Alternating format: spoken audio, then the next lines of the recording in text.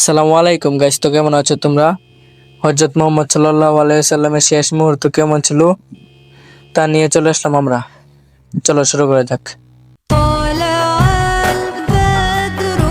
দুনিয়ার ইতিহাসে সবচেয়ে ভয়ানক মুহূর্ত ছিল সেই দিন, যেদিন আসমান জমিন কেঁপে উঠছিল, ফেরেশতারা দমকে গিয়েছিল, জান্নাতের দরজা বন্ধ হয়ে গিয়েছিল, জাহান্নামের আগুন নিভে গিয়েছিল। কারণ আজ মৃত্যুর ফেরেশতা মালাকুল মাউত এসেছেন দুনিয়ার সবচেয়ে প্রিয় মানুষটির জান কবজ করতে।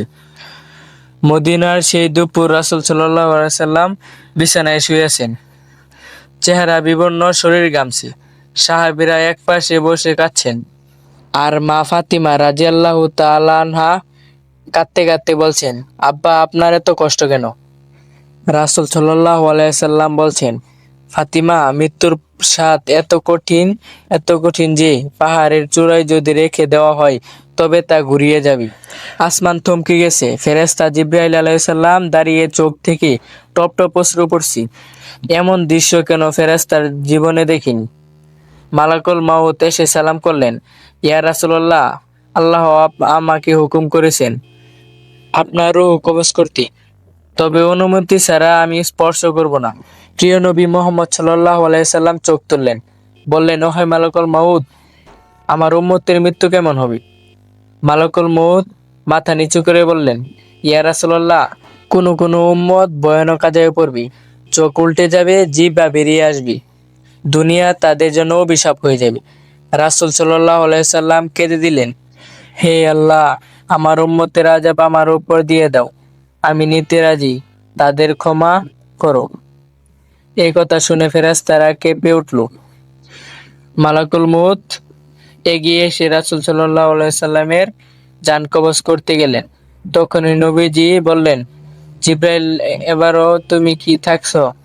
জিবরাইল আলাইহিস সালাম বলছেন, ইয়া রাসূলুল্লাহ, এটাই তো আমার শেষ দেখা, এরপরও দুনিয়াতে আমার আশা হবে না। নবীজি সাল্লাল্লাহু আলাইহি সাল্লাম বললেন, তাহলে একবার আল্লাহর কাছে বলো, উম্মতকে ক্ষমা করে দিন।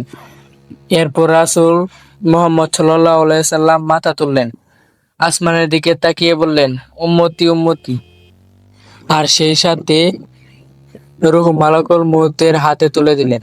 চোখের কোনো অশ্রু, ঠোঁটে নামাজের কথা। সেই মুহূর্ত আকাশ অন্ধকার, বাতাস থমকে যায়, জান্নাত জাহান্নাম স্তব্ধ, ফেরেশতারা হাউমাউ করে কাছে, পুরো মদিনায় কান্নার আওয়াজ। এই ঘটনাটা আমাদের শিক্ষা নেওয়া উচিত।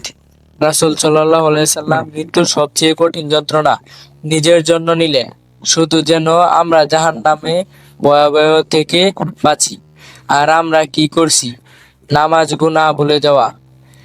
আজও সময় আছে ভাই, ফিরে এসো, একবার সেজদায় পড়ে বলো, ইয়া আল্লাহ, রাসূলের উম্মত হয়ে তোমার কাছে আমরা ফেরত যেতে চাই, আর আমার প্রায় বাদার কিছু ভুল হলে ক্ষমা করে দিবেন। আজকে এই পর্যন্ত, ভিডিওটা শেষ। আসসালামু আলাইকুম ওয়া রাহমাতুল্লাহি ওয়া বারাকাতুহু।